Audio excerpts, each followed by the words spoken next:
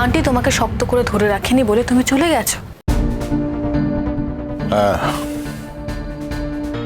হ্যাঁ, তুমি ঠিকই বলেছ রাধিকা। সুচিস্মিতা যদি একটু শক্ত হতো তাহলে হয়তো আমি এই কাজটা করতে পারতাম না, বা আমি হয়তো এই কাজটা করতাম না। দেখো, মানুষ মাত্রই তো ভুল করে, আর মানুষ যখন ভুল করে তখন তো তার আপনজনেরা তার পাশে থেকে, কাছে থেকে সেই ভুলটাকে সংশোধন করায়, অথবা তাকে সেই ভুল কাজ করা থেকে বিরত রাখে, তার পাশে থাকে। কিন্তু সত্যি কথা বলতে আমার জীবনে এরকম ঘটনা ঘটেনি। আমি যখন সুচিস্মিতাকে পিয়ালির কথা বলি তখন থেকেই ক্রমাগত সুচিস্মিতা আমাকে বলতে থাকে যে আমি যেন পিয়ালির কাছে চলে যাই, পিয়ালির সঙ্গে থাকি, পিয়ালির কাছে থাকি। ইনফ্যাক্ট সুচিস্মিতা ব্যক্তিগতভাবে পিয়ালির সঙ্গে যোগাযোগ করে তাকে বলে যে সে কেন আমাকে চাপ দিচ্ছে না বিয়ে করার জন্য, সে যাকে ভালোবাসে সে কেন তাকে বিয়ে করছে না, ও যেন আমাকে বিয়ে করে।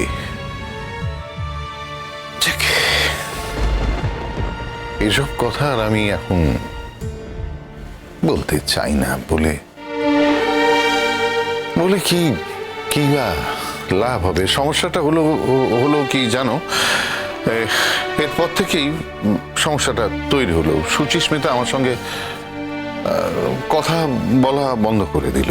আমি অনেক অনেক অনেক চেষ্টা করেছি ওর সঙ্গে কথা বলার, আমি ওকে ফোনে যোগাযোগ করার চেষ্টা করেছি, ফোন করে কথা বলার চেষ্টা করেছি। কথা বলতো ফোনে, ওই হ্যাঁ করে তাই সারা গোছের কথা বলতো। বাবা, ওই ভদ্রমহিলার প্রতি সন্তান হিসেবে যতটুকু টান থাকার কথা সেটা আমার মধ্যে গ্রহই করেনি। ওনার মাতৃত্ববোধ আমাকে অ্যাট্রাক্ট করছে না, এ কথা ঠিকই। তার কারণ এতদিন আমি অন্য একটা মানুষকে আমার মা বলে জেনেছি, সেই জন্যে। কিন্তু ভদ্রমহিলার প্রতি শ্রদ্ধায় আমার মাথা নত হয়ে যাচ্ছে প্রত্যেকবার। আমি না ভাবতে পারি না, ভাবতেই পারছি না রাদার যে আমি এরকম একটা মানুষের সন্তান। কিন্তু সত্যি কথা বলতে আমার ওই মানুষটার সন্তান হওয়ার কোনো যোগ্যতাই নেই। এনাফ ইজ এনাফ বাবা, এনাফ ইজ এনাফ। আমি সন্তান হিসেবে তার মায়ের প্রতি যতটুকু কর্তব্য করার দরকার, যতটুকু কর্তব্য প্রয়োজনীয়, সেটা আমি করতে চাই। তাই জন্য আমি রাধিকা ওনাকে সঙ্গে নিয়ে আলাদা থাকতে চাই। What?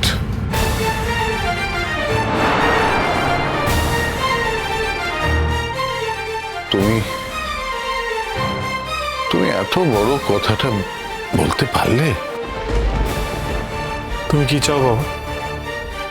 আমি এখনো আমার মাকে ফেলে রেখে দেবো? এখানে থাকবো, আরামে থাকবো, বিলাসে থাকবো। আমার মায়ের প্রতি কোনো কর্তব্য তুমি করনি, আমিও করবো না। অনির্বাণ, তুমি বারবার এক কথা বলছো কেন? আমি তো আমার কর্তব্য করতে চেয়েছিলাম, কিন্তু আমাকে কর্তব্য করতে দেওয়া হয়নি। বেশ, ঠিক আছে, তাহলে আমি দেখি চেষ্টা করে। আমাকে তো এখন উনি কর্তব্য করতে বারণ করেননি। উনি আমার কাছে কিছু চাননি, সেটা ঠিক কথা, কিন্তু আমার নিজেরও একটা বিবেক আছে। তুমি নাও দায়িত্ব, তুমি দায়িত্ব নাও অনির্বাণ। আমি সবচেয়ে বেশি খুশি হব যদি তুমি তোমার মায়ের দায়িত্ব নাও। I will be the happiest person. কিন্তু বাবা, তোমাকে একটা কথা বলি, তুমি তো আমাকে ছেড়ে চলে যেও না। তা আমি কি নিয়ে থাকবো বলো? তাহলে উপায় কি? না, তুমি বলো, একটা উপায় বলো, তাহলে কি? ও আচ্ছা, তুমি এটা বলতে চাইছো যে ওই মাসে মাসে একটু টাকা ফেলে দিলাম কর্তব্যের খাতিরে, আর ওই 2-3 মাস অন্তর গিয়ে একবার করে দেখা করে এলাম, তুমি এটাই বলতে চাইছো বাবা? এটাই বলছো? না না না না না, not at all, not at all Anirban.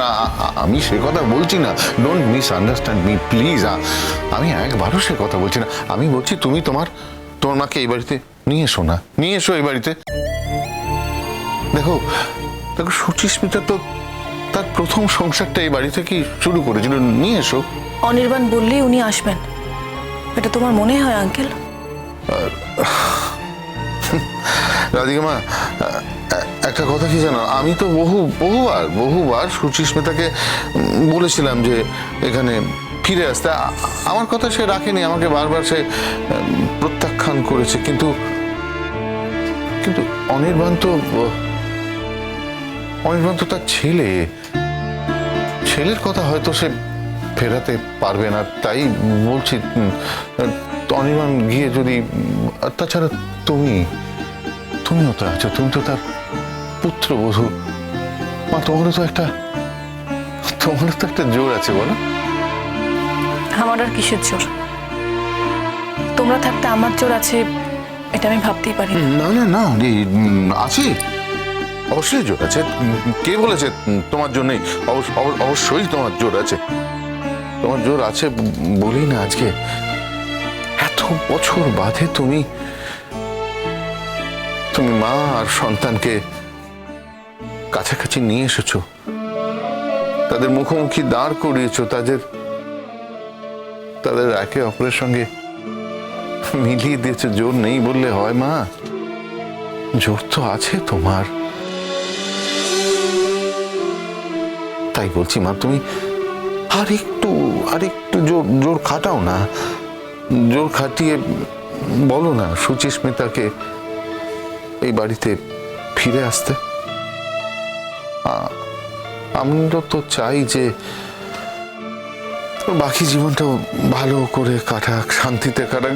In fact কি জানো তো, আমি আর তোমার পিসিমণি পিয়ালি চলে যাওয়ার পর থেকে এটাই চেয়েছিলাম। বহুবার তাকে বলেছিলাম এখানে ফিরে আসতে, কিন্তু সে তো আসেনি।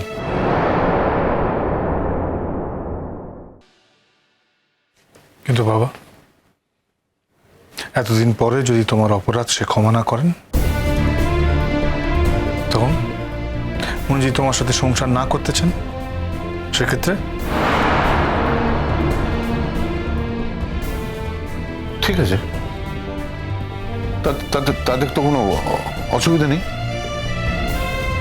সুচিস্মিতা যদি বলে যে আমার সঙ্গে সে থাকতে চায় না, অসুবিধা নেই, থাকবে না। কিন্তু সে আসো, আমি চলে যাব, আমি অন্য কোথাও চলে যাব। কিন্তু আমার মনে হয় বাকি জীবনটা সুচিস্মিতা একটু ভালো করে কাটাক, শান্তিতে কাটাক। একটা মানুষ সারা জীবন ধরে শুধু স্যাক্রিফাইসই করে গেল, তারও তো অধিকার আছে ভালো করে জীবনটা কাটানো। আমি চাই বাকি জীবনটা খুব ভালো করে কাটাক সুচিস্মিতা, আনন্দে কাটাক। অনির্বাণ, তুমি তোমার মাকে রিকোয়েস্ট করো, খুব করে বলো ফিরে আসার জন্য, খুব খুব খুব করে বলো। আমি জানি আসবে, তুমি বললে আসবে। আর একটা কথা বলো, হ্যাঁ, বলো যে তার ডিসিশনটাই ডিসিশন। সুচিস্মিতা যেটা মনে করবে, ও যদি মনে করে যে ও আমার সঙ্গে থাকবে, মানে আমি যদি এই বাড়িতে থাকি, তাতে যদি ওর কোনো অসুবিধে না হয়, আমি এই বাড়িতে থাকবো। আর ও যদি মনে করে যে আমার সঙ্গে সত্যি ও আর থাকতে পারবে না, তাতেও কোনো অসুবিধে নেই। আমি অন্য কোথাও চলে যাবো, অন্য কোথাও চলে যাবো। জানি না ভদ্রমহিলাকে যেমন দেখলাম তিনি যে আত্মসম্মানী, তাতে এই প্রস্তাবে উনি রাজি হবেন কিনা আদৌ সেটা আমি জানি না। তবে আমি চেষ্টা করে দেখতে পারি। আমি চাই না, আমিও চাই না যে আমার মায়ের শেষ জীবনটা এইভাবে কাটুক। উনি যদি আমার প্রকৃত মা হয়ে থাকেন, উনি আমার কাছে থাকুক, আমি ওনাকে মাথায় তুলে রাখবো।